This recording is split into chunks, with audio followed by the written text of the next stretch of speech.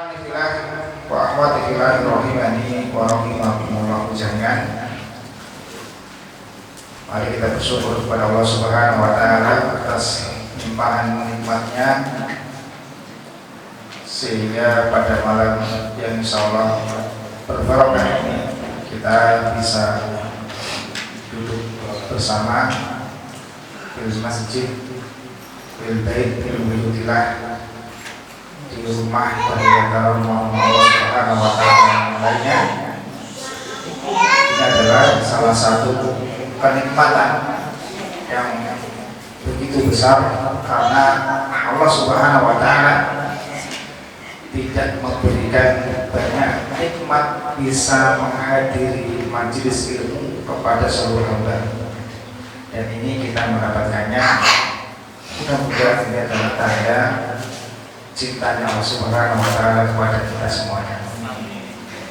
Salawat salam semoga tercurahkan kepada baginda kita Muhammad sallallahu alaihi wasallam, dan keluarganya, sahabatnya, taubatnya senantiasa mengikuti sunnah beliau hingga akhir nanti. Amma ba'du.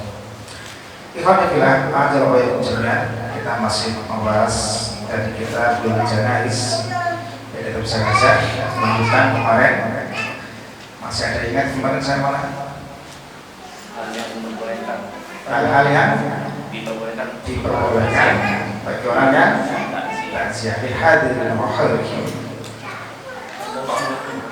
Nah, sekarang hal yang wajib ala aqaribil mayyit, hal-hal yang seharusnya dilakukan oleh keluarga mayit atau orang-orang yang terdekat. Nah, jadi kita itu belum masuk ke si mayit, baru masuk ke sekelilingnya yang mau meninggal, mau ditinggal. Nah, ini ketika orang itu sudah meninggal, apa hal yang harus dilakukan? Tidak boleh ditinggalkan oleh si keluarganya. Ya, yang pertama bahasanya wajibu ala aqaribil mayyit hina yablughu khairu wafatihim amran. Bahwasanya sultan di sini hal yang wajib dilakukan oleh kerabat mayit. Di sini ada dua, ya, ada dua perkara. Yang pertama al-awwal, yaitu as-sabru wa ridha bil qadar, sabar dan ridho. Jadi tidak boleh seseorang itu mengingkari takdir, kemudian ya dirinya harus mencaci maki. Maka yang harus pertama dilakukan ketika mayat ini sudah benar-benar meninggal dunia, yang pertama bagi keluarga adalah sabar. Ya, tidak hanya sabar, tapi harus ridho, meyakini ini semua adalah takdir yang terbaik untuk dirinya. Si istri harus ridho ditinggal suaminya, suami harus ridho ditinggal istrinya, anak harus ridho ditinggal kedua orang tuanya, atau orang tua harus ridho ditinggal anaknya. Karena ini sesuatu ini sudah Allah Ta'ala pastikan ketetapannya. Wala nabluwannakum bisyai', sebagaimana Allah Ta'ala berfirman, sungguh kami akan menguji kamu dengan sedikit minal khauf. Bisyai' ini ulama mengatakan syai' itu sesuatu yang sedikit di antara yang banyak. Ya, wala nabluwannakum bisyai', dan sungguh kami akan menguji kalian dengan sesuatu yang sedikit. Tidak banyak Allah Ta'ala uji pada kita semua. Kalau kita mau merenungi antara hari-hari kita, banyak nikmatnya atau banyak ujiannya? Banyak nikmat, ya, banyak nikmat. Mungkin saat ini ujiannya belum ada, ya, mungkin pas pekan ini udah ada satu hutang atau nggak ada pekerjaan, ya, tapi kan nikmat yang lainnya masih banyak. Intinya Allah Ta'ala itu apa? Lebih banyak memberikan nikmat ketimbang ujian. Minal khauf, salah satunya ujian adalah rasa takut. Dan kita mengalami semuanya, rasa tenang dan takut kita masih banyak tenangnya. walju, kemudian rasa lapar, kemudian warasin amwal, berkurangnya harta, wal anfus, dan juga berkurangnya jiwa, kematian maksudnya. Dan kita mungkin ini yang paling nyata di depan kita, bahwasanya lebih banyak Allah Ta'ala memberikan nikmat kehidupan dari nikmat daripada ujian kematian. Makanya bisa dengan satu yang sedikit. Kemudian wasamarot, selain itu apa? Wasamarot dan buah-buahan. Wabasyiris shabirin, dan berilah kabar gembira bagi orang-orang yang sabar. Nah, di sini Allah Ta'ala itu sudah pasti akan menguji kita, salah satu dengan kematian. Karena kita lagi bahas tentang kematian. Dan hendaknya bersabar. Ini kewajiban ahli ya, aku bil mayit, keluarga dekat mayit harus bersabar. Sebagaimana Rasulullah SAW pernah waktu itu ya mendapati seorang wanita.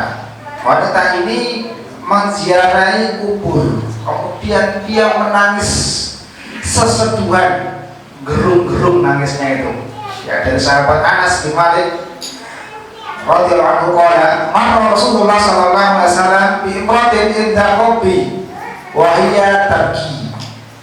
Pernah Rasulullah SAW itu melewati seorang perempuan yang sedang ada di samping kuburan, wa hiya tarki, dan dia menangis.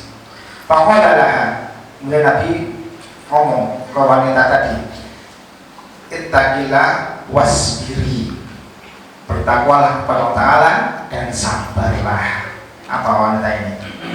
Faqalat ilaika anni, menjauh kamu dariku, kamu gak tahu apa yang saya rasakan.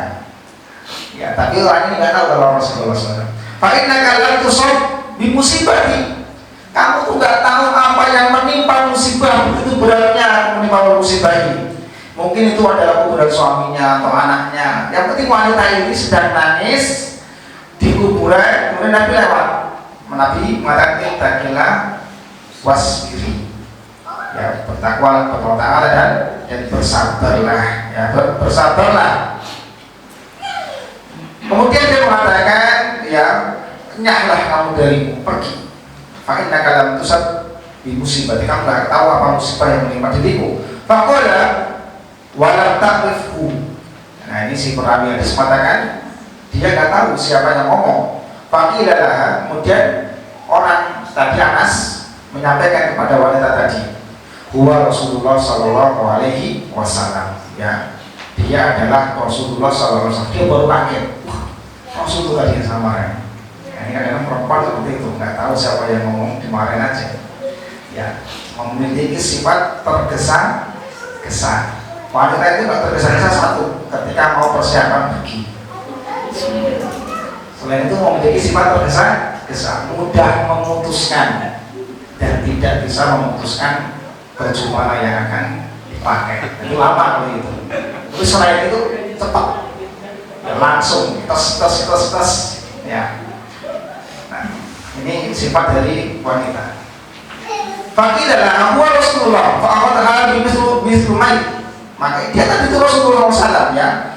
Yang kamu tadi emosi, yang kamu tadi usir itu Rasulullah SAW. Fa'atat baba Rasulullah SAW. Maka dia langsung beranjak mendatangi Rasulullah SAW di pintunya. Falam tajid indahu bawabin, dan tidak ditemukan penjaga pintu di depan Rasulullah SAW. Faqala, dia mengatakan, ya Rasulullah, inni lam a'rifuka. Ya Rasul, maaf saja kok tahu kalau engkau yang menasehati. Ya, ini setelah marah-marah, setelah dinasehati, ittaqillah wasbiri, bertakwalah kepada Allah dan bersabarlah. Marah-marah dan sebagainya, kemudian baru tahu kalau itu Rasul, dia minta maaf. Faqala Rasulullah SAW, atau kata Rasulullah SAW, inna sabra inna awali sadmah. Apa kata Rasul? Kesabaran sejatinya itu terdapat pada goncangan pertama. Nah, sabar itu kapan? Ketika pertama dapat musibah, langsung sabar, itu yang paling bagus. Tapi kalau sudah besok baru sabar, ya itu sabar yang kurang. Nah, kata Rasul apa? Fa inna sabra inda awali sadmati. Ya, kesabaran itu sejatinya ketika pertama kali mendapatkan musibah, hilang HP-nya, saat itu juga alhamdulillah sabar tadi.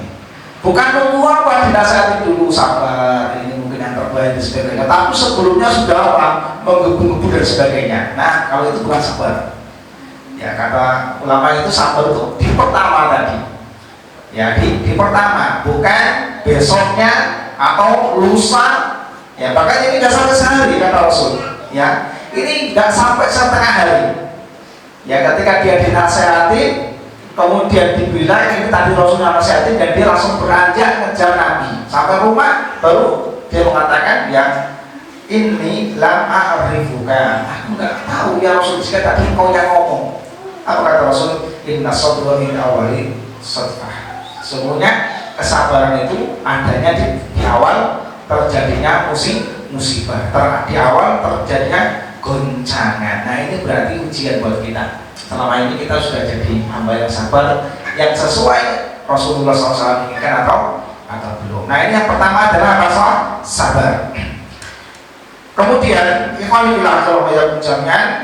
Kemudian yang diantaranya, ya, diantara hadis yang lainnya, yaitu ketika seorang perempuan dari sahabat Abu Sa'id Al-Khudri, ini juga penggembira untuk seorang ibu dan bapak.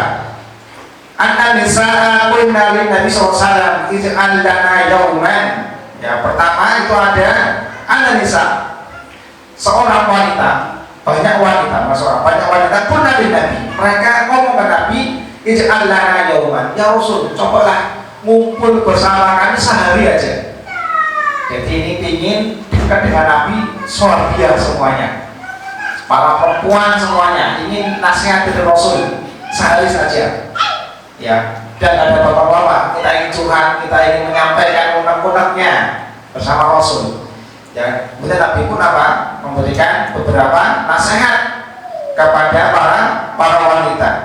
Apa salah satunya? Rasul mengatakan, ya, ayyumal imro'atin mata laha salasun minal waladi kanu laha hijaban minan nar.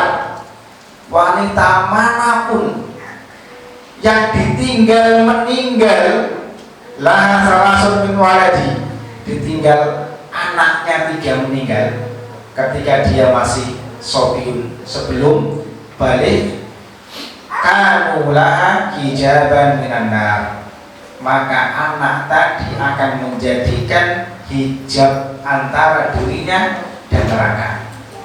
Nah, ini balasannya apa? Sabar tadi. Dan kenapa Rasul menyampaikan ini wanita?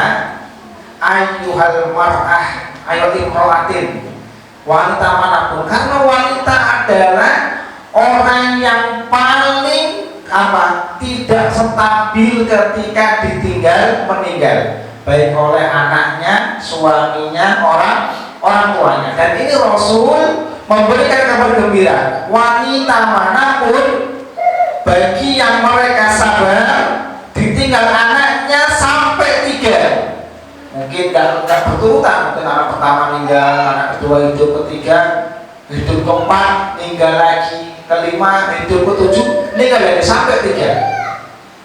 Usia berapa? Dari dia mendapatkan ruh usia sekitar 4 bulan, ya. Ruh itu 4 bulan, 3 bulan, 4 bulan itu. Sampai usia balik, keguguran, kalau udah 6 bulan udah ada ruhnya, itu masuk ke sini. Ya, masuk ke sini. Fakolat imro'atun, ada satu yang nawar, ya Rasulullah, bagaimana kalau 2? Ini 3-nya berat. Bagaimana kalau 2? Qala wa insani wa isnani. Nabi mengatakan 2 juga nggak apa-apa, 1 belum. Ya, 1 belum. Ini apa? Kabar gembira bagi seseorang yang ditinggal meninggal, anaknya yang belum balik. maka akan menjadi tameng antara dirinya dan neraka oleh anaknya tadi. Anaknya akan kebakar, ini sebagai apa? Pelindung. Maka ini suatu kabar gembira bagi orang tua yang pernah ditinggal anaknya meninggal ketika belum balik. Ya, ketika belum balik, kalau udah balik tidak masuk ke hitungan ini. Maka kalau ditinggal anaknya belum balik, udah menghibur. Mudah-mudahan tahun depan satu lagi. Ya, kalau untuk satu, mudah-mudahan tahun depan satu lagi. Memang berat, tapi apa? Pahalanya, ganjarannya, balasannya itu apa? Kata Nabi apa? Hijab, penghalang antara dirinya dan neraka. Nah, ini makanya kesabaran yang pertama. Kemudian yang kedua, kewajiban yang kedua adalah hendaknya kerabat ini amrusani mimma yajibu ala aqaribi istirja.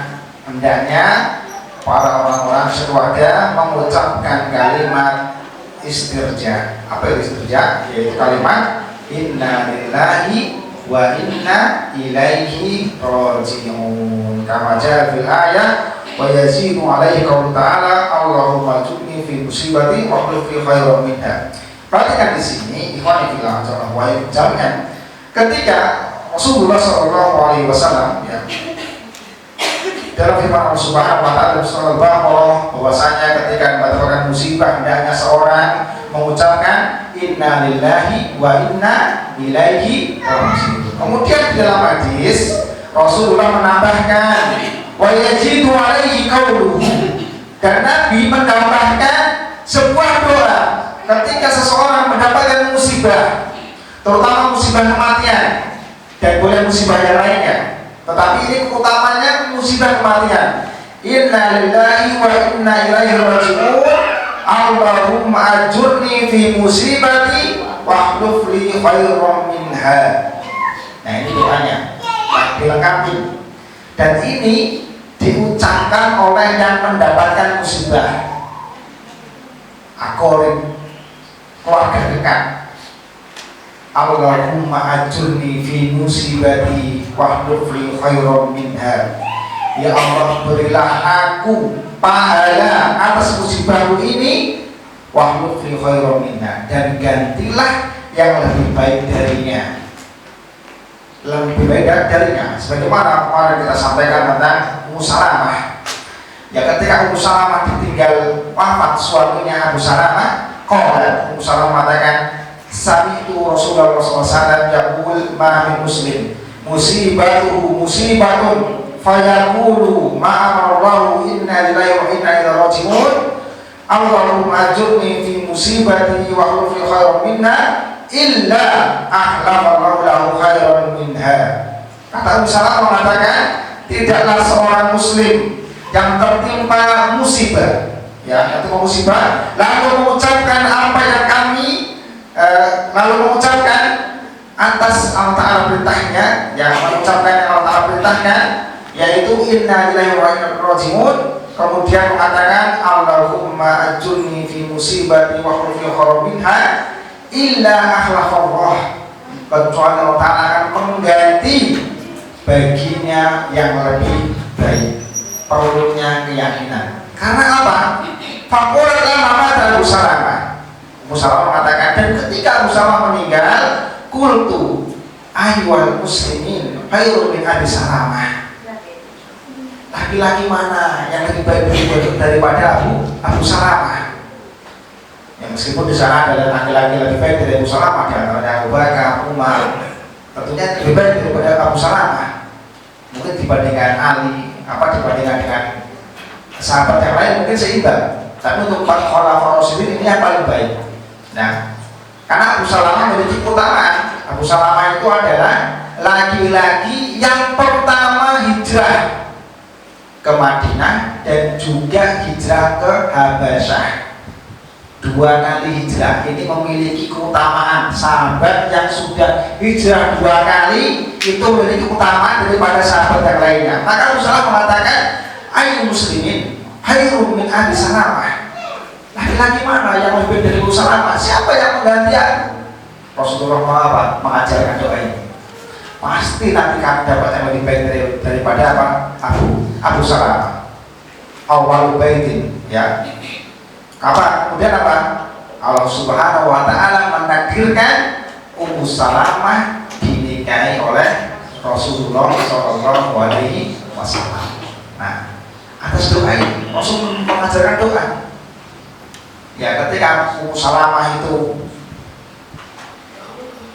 selesai masa iddahnya, kemudian alaihi wasallam menunjukkan benar doa ini bahwasanya Abu Salamah tidaklah lebih baik daripada siapa? Rasulullah Shallallahu alaihi wasallam. Dan kalau kita dapat musibah apapun, Allahumma ajurni fi musibati wa khulfi khairan minha. Dihafalkan ini. Ya. Kalau udah hafal ini, yakin sering-seringlah cari musibah yang dikit-dikit. Ya. HP jelek, hilang. Innalillahi wa inna ilaihi raji'un. Allahumma ajurni fi musibati wa khulfi khairan. Nah, siapa tahu besok jadi iPhone. Ya, seperti itu. Jadi terus ini cerita saya sendiri ya. Ketika saya waktu itu kena usus buntu, operasi, ya, motor saya itu waktu itu masih Supra lama itu.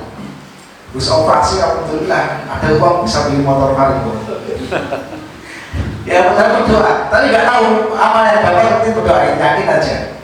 Ya, tapi ya tadi intinya ya jangan juga kita minta musibah ya. Pokoknya kalau ada musibah, doa ini. Ya, jangan mengharap-harap juga. Nanti kalau nggak sesuai dengan ekspektasi malah nyalahkan orang. Nah, ini apa yang nggak jelas ini malah nggak dapat lebih baik. Ya, karena balasannya bisa berupa di dunia dan juga bisa berupa di akhirat. Siapa tahu dengan doa ini ya seharusnya kita ya ada catatan nama bulan di neraka sama Allah dihapus dari catatan neraka. Tentunya lebih baik daripada sekedar mendapatkan nikmat di dunia. Ikhwanillah ajallahu wa yakum jami'an. Kemudian maya ala qurbil mayit. Hal-hal apa yang diharamkan oleh kerabat mayit. An Umi Atiyah, ya dari Umi Atiyah anak Rasulullah qala lahun nabi muslim ibnatihi, ya dia memberikan anak perempuannya ibtadakna dia bi maya miha awadil udui minha. Dari hadis ini ya beliau memandikan anaknya itu dengan memulai yang sebelah kanan, ya memulai dengan sebelah kanan dari bagian yang dibasuh saat wudhu. Nah dari sini jumlah mengatakan inilah hadis yang diambil disunahkan untuk wudhu terlebih dahulu bagi mayit. Meskipun disitu bukan perintah wudhu, tapi memulai dari apa? Tangan yang anggota badan yang biasa terbasuh wudhu. Ya, bukan wudhu perintahnya. Siratlah yang sebelah kanan dari anggota badan yang biasa terkena air wudhu. Ya, bukannya tangannya dulu kakinya baru badannya seluruhnya. Ya, ini masih banyak juga nanggung kalau ya, kita ada dulu aja ya. Dulu nanti lanjutkan setelah sholat bisa. Assalamualaikum warahmatullahi wabarakatuh.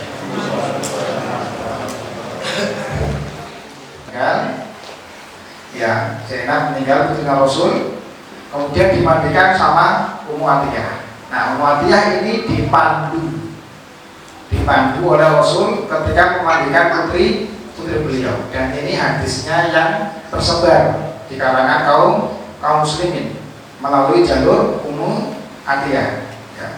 Beliau menyampaikan tadi, anna Rasulullah SAW qala lahunna fi usli ibnatihi. Ya, beliau mengatakan, ya, Rasulullah SAW ya ketika mengatakan kepada mereka lahunna fi usli ibnatihi, ketika mengatakan kepada para yang memandikan anaknya yaitu Zainab, beliau mengatakan ibta'na bimaya miniha.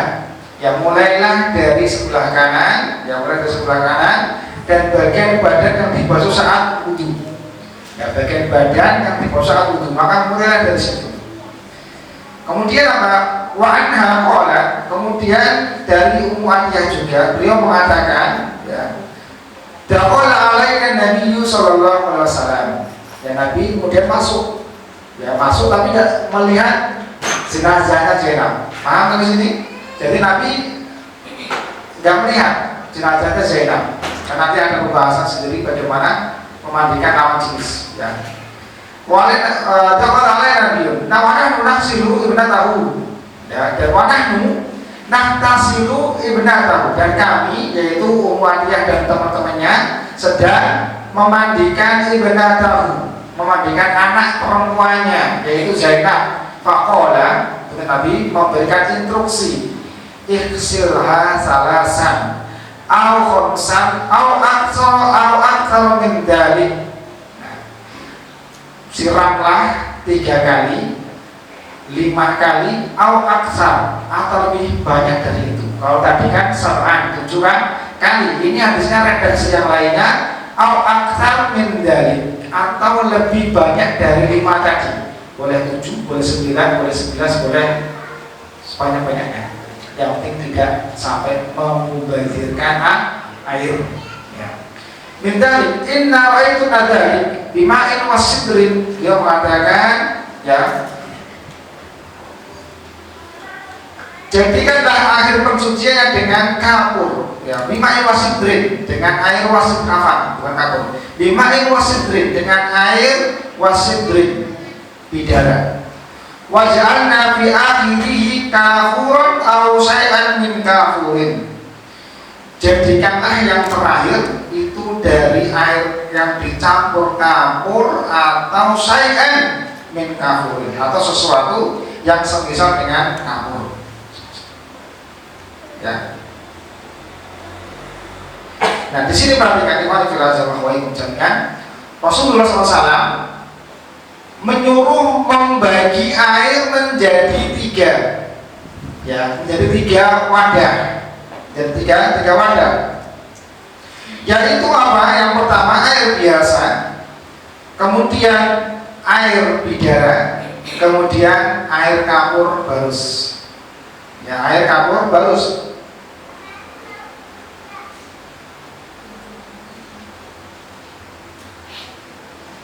Yang pertama, nah ini ada perbedaan mana yang pertama antara air biasa dulu atau air bidara terlebih dahulu. Ini tidak jadi permasalahan, karena Nabi mengatakan bil akhirah kafur, yang terakhir pakai air kapur. Nah, yang pertama ambillah kita pakai air biasa atau air bidara. Bagaimana caranya menggunakan air bidara? Yaitu dengan cara ditumbuk atau diremas sampai mengeluarkan busa.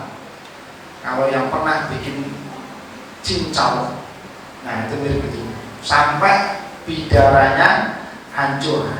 Ya, bukan kita ambil air bidara, ambil daun bidara, kemudian kita taburkan saja, tidak. Itu masih sama seperti air biasa. Ya, jadi sampai airnya itu berbusa. Nah, airnya itu berbusa. Ini yang membersihkan. Air ini yang membersihkan itu. Jadi air biasa dulu atau air bidara dulu. Mana yang cocok? Maka yang bidara dulu. Ya, air pertama dulu yang membersihkan, digosok semuanya setelah diwudu tadi ya. Jadi kita ambil, maksudnya wudu, pendapat yang membutuhkan mayat itu sunnah. Ya. Ini kita lagi nyiram dulu, nanti tata caranya kita ulangi lagi. Ya pakai air bidara. Air bidara gimana? Air bidaranya adalah sampai berbusa, gosok-gosok sampai berbusa. Ya. Kemudian setelah air bidara habis, maka dengan air biasa. Setelah air biasa dengan air kapur. Nah ini kapur barus itu masuk ke negara manapun nggak berubah bahasanya. Bahasa Arab kapur, bahasa Jawa ya kapur, ya kapur, bahasa Indonesia juga kan kapur. Bahkan saya tadi lihat bahasa Inggris pun kapur. Ya, ini Allah Ta'ala menjadikan kapur itu di mana-mana dengan bahasa satu. Ya, bahasa satu kapur di mana-mana. Ya, ya kan kapur bahkan saya akan menolak kapur kan. Jadi ikhwan fillah yang mencernya khamsan atau aksar min dzalik, 5 atau lebih banyak dari itu, yaitu menggunakan 3 jenis air ini. Nah, itu ada pertanyaan, apakah perlu dengan sabun atau dengan sampo? Nah, maka hukum memandikan mayat dengan sabun dan sampo itu adalah mubah, tidak berlandaskan sunnah, sunnah juga. Jadi boleh ditinggalkan.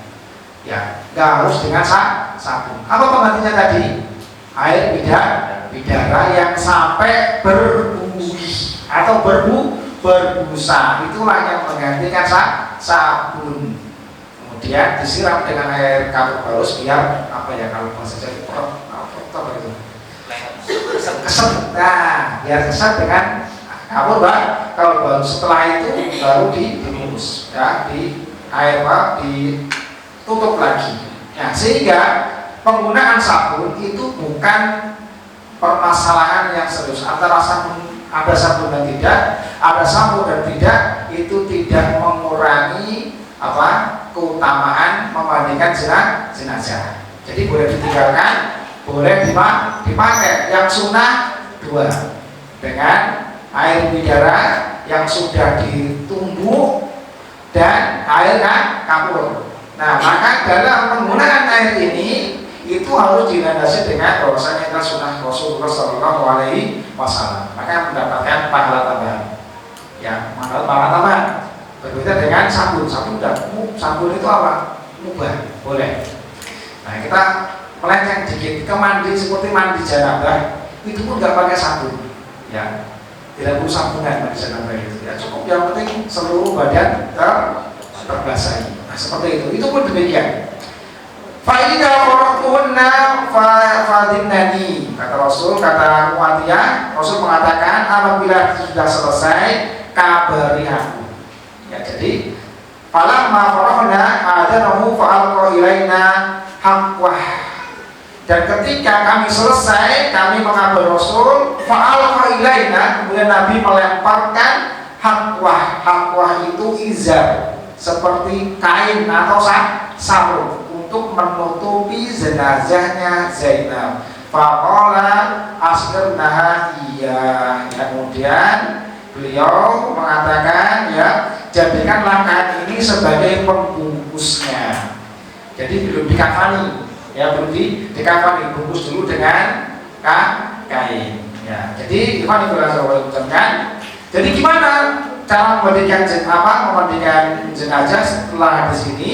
Yaitu kita mulai dari awal. Yang pertama adalah dipositifkan, tidak meninggalkan kotoran. Ya, jadi bisa ya ditekuk, kalau bisa ditekuk, nah, dikit kalau memungkinkan. Karena yang perlu diperhatikan ketika memandikan jenazah, yang pertama adalah tidak boleh membuat dirinya sakit. Ya, tidak boleh memaksakan sesuatu yang sudah susah. Seperti kemarin juga menyediakan dan sebagainya. Kalau sudah nggak bisa disedekapkan, nggak usah disedekapkan, karena nggak ada sunnahnya juga. Yang mau kita bahas, sedekap atau lurus itu bukan perkara penting. Yang penting nanti dibungkus bisa gampang, ya. Jadi harus disedekapkan. Maka diangkat dikit kalau memungkinkan. Kalau nggak mungkin sudah cukup, maka ditekan perutnya, kemudian dipastikan tinja kotorannya tidak ada, kemudian diistinja, dibersihkan. Kalau seandainya memungkinkan untuk dicukur, maka dicukur apa aja yang boleh dicukur. Diantaranya adalah kumis, ya, kumis, kuku, 2 atau 4 itu yang boleh. Ada pun rambut, kemudian bulu kemaluan, maka dibiarkan. Ya, jadi apa? Yang boleh dicukur adalah perkara-perkara yang dohir, perkara-perkara yang nampak. Jenggot tidak boleh, jenggot di masa hidupnya nggak boleh dicukur, ketika sudah meninggal pun tidak boleh dicukur. Nah, jadi nggak boleh, jenggot harus disisahkan. Kalau dia mau dijenggot, kalau perempuan kan nggak ada, sudah berarti kumisnya pun nggak ada, tinggal kukunya. Kalau punya panjang-panjang, maka ulama mengatakan khilaf di sini, harus dianjurkan atau dibiarkan. Maka yang hukumnya juga ubah, boleh dipotong, boleh tidak. Ya.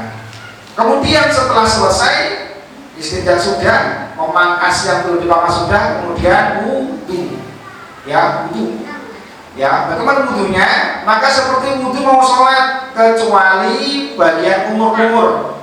Kumur-kumur bisa diganti dengan kapas atau jari yang sudah dengan pembungkus. Ya, jadi sekalian mulut sama hidungnya juga cukup aja dioles sedikit, ya 3 kali. Ya sebelumnya tangan, ya tangannya dibasuh seperti wudu biasa, basuh tangan, tangannya dibasuh, kemudian kita celupkan tangan kita ke air, kemudian dikorek bagian apa gigi atau langit-langit mulut, kemudian bersamaan dengan hidung 3 kali. Selesai, kemudian apa mukanya, ya mukanya dibasuh 3 kali. Setelah itu apa tangan dari ujung yang kanan dulu, yang kiri 3 kali, kemudian kepala juga sama seperti wudu mau sholat. Ya jadi diginikan, saya lain lagi. Kemudian telinga, yang terakhir kan kaki. Ya, kemudian kan kaki, kemudian baru disiram 3 kali, ya dengan air biasa atau air bidara. Salah satunya boleh, mana yang berbeda, daun siram 3 kali atau 5 kali atau 7 kali atau lebih banyak dari itu sesuai dengan persediaan air yang sudah disediakan. Kanan dulu, yang di kanan atas bawah, yang kiri atas bawah, ya sudah selesai semua. Kemudian dengan air kapur barus seperti tadi juga, atas bawah semuanya sudah basah semuanya, kemudian dihabikin. Kalau Rasul tadi dengan izar, ya dengan seperti kain. Ya zaman dulu belum ada apa anduk, ya kayak dulu mungkin ada yang hafal lagi yang di kemot kan belum ada anduk. Ya pakai kain dulu, yang penting pakai kain ditutup. Nah setelah tutup baru selesai dipindah. Nah setelah selesai dipindah, wa'an hakolat, dan dari Umayyah juga beliau mengatakan fasrofna sa'roha salasan aslas, ya kornaiha wanasiyataha. Dia mengatakan bahwasanya setelah selesai kami mengepang rambutnya menjadi 3 bagian, sepertiga di bagian depan kepala, sepertiga lainnya di bagian samping. Nah ini sunahnya. Perempuan yang meninggal dikepang 3. Dikepang, kalau kepang kan itu kan tahu dikepang. Ya, diberikan fasron nasar masalah urun. Kemudian kami jadikan 3 kepangan tadi menjadi 1 ikatan, walqainaha walfaha. Kemudian kami besitkan ke belakang. Ya, jadi setelah 3 selesai digabungkan jadi 1, dikepang lagi, kemudian di belakangnya. Ya, menjadi 1 kepangan. Dari 3 kepangan menjadi 1 kepang. Ya, kemudian selesai. Nah, ikhwan fillah dengan man yatawalla al-ghusla, siapakah yang berhak memandikan? Nah ini, siapa yang berhak memandikan mayit? Tawalla ghusla al-mayyit min kana arafasun bi sunnatil musli. Perhatikan yang pertama.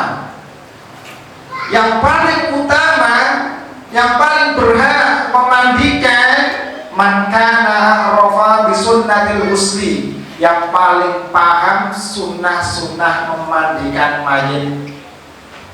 La siyama idza kana min ahlihi wa aqrabihi, ya.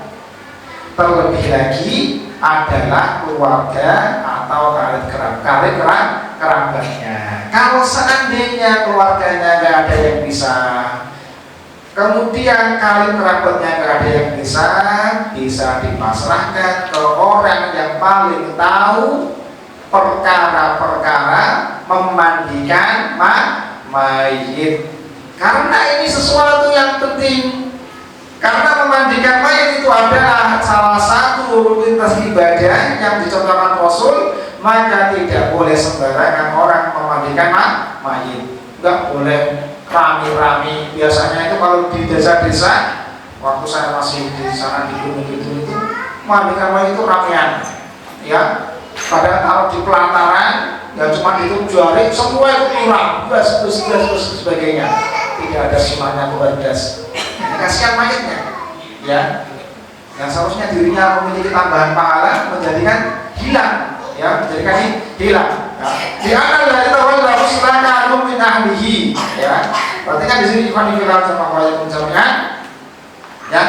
Karena yang mengurusi pemandian yang Rasulullah SAW, kamu min ahlihi, mereka adalah keluarganya, ya. Jadi yang mengurusin Rasulullah SAW mereka adalah keluarganya, yaitu siapa? Menantunya Ali bin Abi Thalib. An Ali bin qala wasaltu Rasulullah SAW faj'altu anduru ma yakunu minal mayyit falam ara syai'an wa kana thayyiban hayyan wa mayyitan. Wasaltu Rasulullah, aku memandikan Rasulullah SAW. Fajal anduru ma yakunu minal mayyit, dan aku menyaksikan pemandangan yang begitu indah pada diri Rasulullah SAW.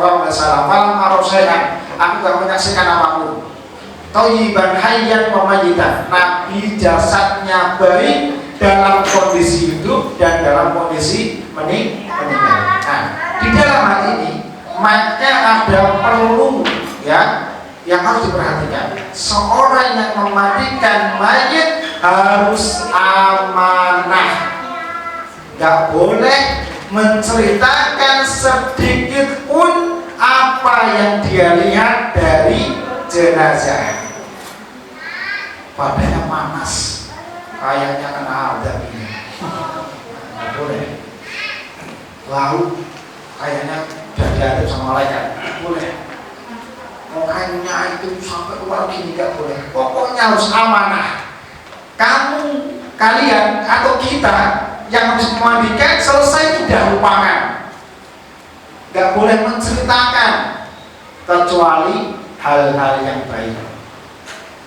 Ya, Masya Allah, saya sampai pakai masker 3, bau anjir, bau amis. Ini kadang-kadang nggak terkontrol bagi siapa yang memandikan. Nggak boleh, nggak menjaga amanah. Maka selain tadi dipakai apa? Maka orang bisa muslim, dia yang paling paham tentang sunnah-sunnah memandikan. Dia tahu cara memandikan dan tahu cara adab-adab memandikan dan menjaga amanah. Nggak boleh orang sembarangan. Makanya tadi apa? La siyama idza kana alihi wa aqaribihi. Maka lebih utama adalah keluarganya, baik keluarga atau karib kerabatnya atau orang lain, hendaknya amanah. Harus menjaga mansa dengan hidupnya setelah fil akhirah. Ya, siapa yang menjaga aib saudaranya di dunia, maka Allah Ta'ala akan menjaga aibnya di akhirat. Dan salah satu aib adalah mayat tadi. Ya, kalau ada aib-aib, udah. Mungkin karena kena diabetes sudah sampai, wah, bau sekali, nggak boleh. Atau, wah, mungkin ini orangnya, Masya Allah, yang meninggalnya tadi malam sampai pagi sama dia masih panas, kayaknya ini banyak hutang yang belum disalurkan. Ya, tak boleh juga seperti itu. Ya harus dirahasiakan. Ya. Wa yajib wa yatawalla musladaka wa rijal wa unsa nisa, dan wajib yang memandikan laki-laki adalah laki-laki, yang memandikan perempuan adalah perempuan. Nah, berarti kan ini nggak boleh mustasna min dzalik al-zaujat, pengecualian untuk sepasang suami istri.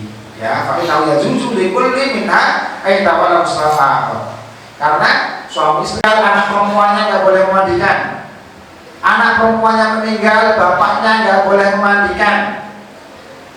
Dan yang boleh memandikan lawan jenis cuma suami istri, selainnya nggak boleh. Kecuali pengecualian juga bagi mereka yang belum balik, yang belum balik. Mungkin ada pertanyaan, Ustaz, bagaimana kalau saya itu habis talak istri saya? Nah, cerai kamu, kemudian dia jantungan, besoknya meninggal. Gimana? Boleh nggak? Ini udah dicerai tadi, dicerai malam-malamnya, ya 2 atau 3 hari dia jantungan meninggal Ustaz. Dan saya tuh kasihan ini mandiin. Ya, maka kalau talaknya belum talak 1 talak 2 masih kok boleh. Karena talak 1 talak 2 itu masih masa idah. Ya, tetap aja itu masih masa idah. Ya ujungnya masih meninggal dunia. Ya, itu kok dibolehkan. Ya, sebagaimana dalilnya dari Aisyah. Ya, beliau mengatakan walaupun tulis tebal tu min amri ma tentu maka salah Nabi SAW. Ya, seandainya aku meninggal dulu, maka Rasul pun akan memandikan Aisyah seperti itu ya. Itu dibilang dalam perjanjian demikian bahasan tentang memandikan jenazah. Mungkin yang singkat ini nanti masih belum terbayang dan sebagainya. Nanti kalau memang diperlukan, ya kita kalau malam-malam kasihan yang berpraktek. Ya, insya Allah nanti mungkin yang belum paham dan sebagainya nanti akan diadakan praktek tapi atau kabar-kabarnya, mudah-mudahan dimudahkan oleh Allah Subhanahu Wa Taala kita untuk mempelajari bagaimana memandikan jenazah. Kemudian masih ada kewajiban yang kedua yaitu mengkafani. Ya, jadi setelah sekalian nanti mengkafani, kemudian apa? Setelah mengkafani, mensolatkan, kemudian ya kalau sholat jenazah berapa rakaat? Ada sih satu petang Tidak ada rakaat. Kalau rakaat 1. Tidak ada rakaat. Sebelum kita tutup mungkin ada waktu 5 menit. Ada pertanyaan 5 menit ya. Ada pertanyaan titipan kan. Kalau istrinya 3 itu gimana?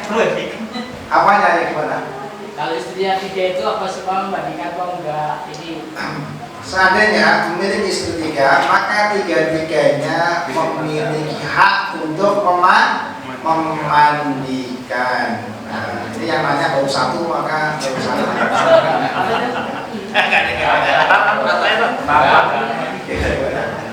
Bismillahirrahmanirrahim warahmatullahi wabarakatuh. Jadi kebanyakan di masyarakat umumnya kan ketika meninggal malam itu katanya nggak boleh terus baca surat apa itu surat ini gitu ya. Sedangkan kita kadang-kadang ini tahu kita udah ngerti terus ketika keluarga kita atau kerabat kita meninggal, gimana cara kita untuk supaya tidak ada yang seperti itu, apa kita jelaskan, itu kan otomatis nanti bisa menimbulkan apa namanya selisih ya gitu ya. Itu seperti apa agar terhindar dari hal seperti itu. Kadang-kadang kan ada tetangga datang tiba-tiba langsung bikin acara baca-baca sendiri gitu. Apa kita umumin aja bahwa ini kita yang bakal urus sendiri atau seperti apa ya baiknya. Ala kulli hal, pertanyaan tadi intinya bagaimana kita menjelaskan bagi untuk tetangga yang mana kita dalam urusan jenazah harus dengan sunnah Rasulullah SAW. Maka yang pertama kita harus menjelaskan ya kepada masyarakat sekitar kita, menjelaskan dengan cara yang ma'ruf. Adapun mereka menerima atau tidak, baik dari keluarga kita atau tetangga kita menerima atau tidak, maka itu adalah kita sudah menyampaikan hak kita. Ya, menyampaikan hak kita bahwasanya kita tidak mengadakan hal-hal yang tidak ada contohnya dari Rasulullah SAW. Ya, maka ketika hal tersebut ditentang baik oleh sebagian keluarga kita atau tetangga kita, maka itu sebagai tanggung jawab mereka dan kita sudah berlepas diri sebagaimana tadi yang dialami oleh Abu Musa al-Asy'ari. Ya, ketika beliau mendengarkan cerita dan sebagainya, dirinya hanya menyampaikan, ya, tidak apa, kemudian menyampaikan bahwasanya ini pengingkaran. Ya, dan ketika sudah sampaikan dan kita sudah mengingkari, maka selebihnya adalah urusan Allah Subhanahu Wa Taala dengan dirinya. maksudnya itu baik dengan keluarga kita yang menentang atau dengan tetangga-tetangga kita yang menolaknya, seperti itu. Allah Ta'ala Islam. Jadi intinya ya, mungkin ada pertentangan dan sebagainya, tapi ya kita harus sampaikan. Demikian. Allah Ta'ala bisa pada yang lain tadi. Assalamualaikum warahmatullahi wabarakatuh. Waalaikumsalam. Pertanyaannya dari pertemuan yang kemarin sampai yang hari ini, kalau nggak salah Ustaz bilang kalau memandikan jenazah itu sesuai sunnah maka mayit akan mendapatkan tambahan pahala. Apa dalilnya itu mayit mendapatkan tambahan pahala? Sedangkan yang saya ketahui itu kalau sudah meninggal dia hanya akan mendapatkan 3 perkara yang Ikhwan bilang sama jami'an bahwasanya sebagaimana sabda Rasulullah SAW, tidak inqata amalu, ya apabila dia telah tidak mata insan inqata amalu ila salah. Yang pertama apa sabda Fadil itu kemudian apa? Wa ilmu yuntafa'ulahu, kemudian wa'alatin sholihin. Dan memandikan jenazah itu termasuk dari doanya anak soleh. Doa di sini itu juga termasuk amalan-amalan anak soleh. Ya. Jadi ketika wasiat dulu orang tuanya, ketika wasiat kepada anaknya, kalau saya mati, kalau saya meninggal dunia, ya uruslah saya dengan apa? Cara yang sunnah. Nah, kemudian ketika anaknya melaksanakan sesuai wasiat Rasulullah, wasiat dari orang tuanya, maka ini termasuk dari apa? Amalan anaknya yang tersalur ke orang tuanya. Ya. Bisa diperhatikan kalau orang Islam. Ya,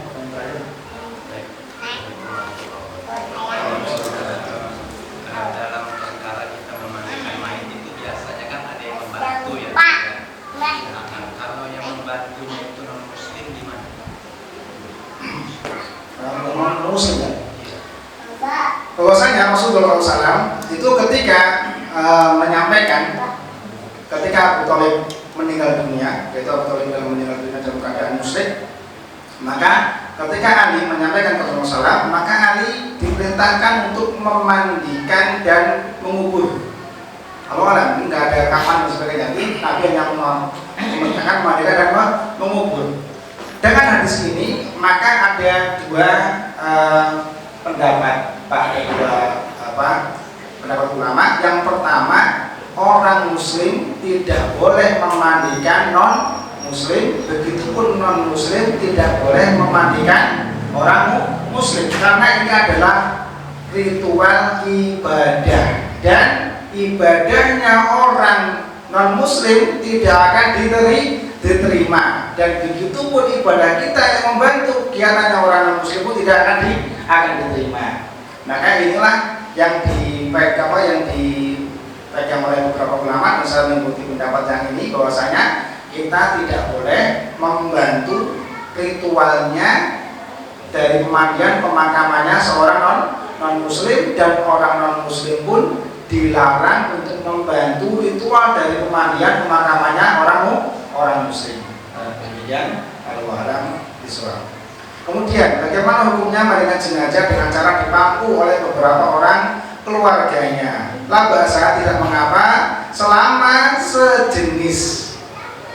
Ya, selama sejenis. Kalau yang meninggal perempuan, maka yang memangku semuanya harus perempuan. Kalau yang meninggal laki-laki, yang memangku pun harus laki-laki. Karena sebagaimana tadi Mu'adiyah, juga Mu'adiyah tidak memandikan seorang diri. Ada beberapa ummahat atau sahabiah yang lainnya.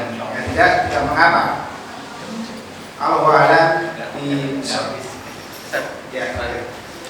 Ini Ustaz, masalah lawan jenis Ustaz ya. Jadi di dalam masyarakat sehari-hari itu Ustaz, yang kejadian meninggal tuh biasanya zaman sekarang tuh anak kan sedikit Ustaz ya. Jadi kalau anak-anak kan sekarang sedikit tuh, kalau zaman dulu anaknya sampai 5, 6 itu nggak masalah dulu. Itu masalahnya ketika jenazah itu perempuan Ustaz, dan ada yang badannya kadang berat Ustaz ya. Jadi kadang ya yang laki-laki itu harus membantu, karena perempuan itu kadang nggak sanggup mengangkat itu kan. Jadi ini karena kalau secara hukum fikih kan jadi tidak mengenakan gitu Ustaz. Tapi emang kenyataan di lapangan itu kadang tidak bisa gitu kan. Perempuan itu ngangkat perempuan semua itu jarang ada gitu Ustaz. Yang berdasarkan saya pengalaman. Kalau ada pun kayaknya mereka royo-royoan berusaha rame-rame. Begitu saya selesai memandikan gitu Ustaz. Karena ada wanita yang badannya besar, kalau hanya perempuan udah gak akan sanggup gitu Ustaz. Apakah ini masuk dalam kondisi yang karena bukan darurat Ustaz ya? Bukan darurat sebenarnya. Tapi emang kenyataannya banyak yang perempuan itu kadang juga secara mendekati mayat dan mengangkat mayat itu agak susah gitu. Ini yang terlarang adalah memandikan. Adapun mengangkat itu masih boleh. Ya, mengangkat masukkan jenazah ke kubur atau mengangkat dari tadi meja yang di rumah yang disediakan dari sebelum dimandikan sampai ke tempat pemandian. Tempat pemandian sampai mau dikafani itu boleh orang tadi laki-laki. Ya, yang nggak boleh apa ketika prosesi pemandian, karena di sana ada pembukaan aurat. Nah, itulah yang tidak boleh. Bahkan ya para ulama juga mengatakan bahwa seandainya ditemukan jenazah perempuan, ya, kemudian di sana nggak ada perempuan satupun, yang cuma ada laki-laki semuanya, ada cowok, mungkin harus butuh berapa hari. Ulama mengatakan maka wanita ini tidak perlu dimandikan, cukup ditayamum. Ya, karena lapangannya sangat kuat sekali, tidak bolehnya memandikan lawan jenis.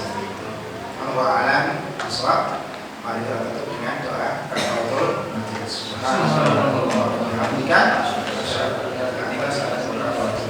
Assalamualaikum warahmatullahi wabarakatuh.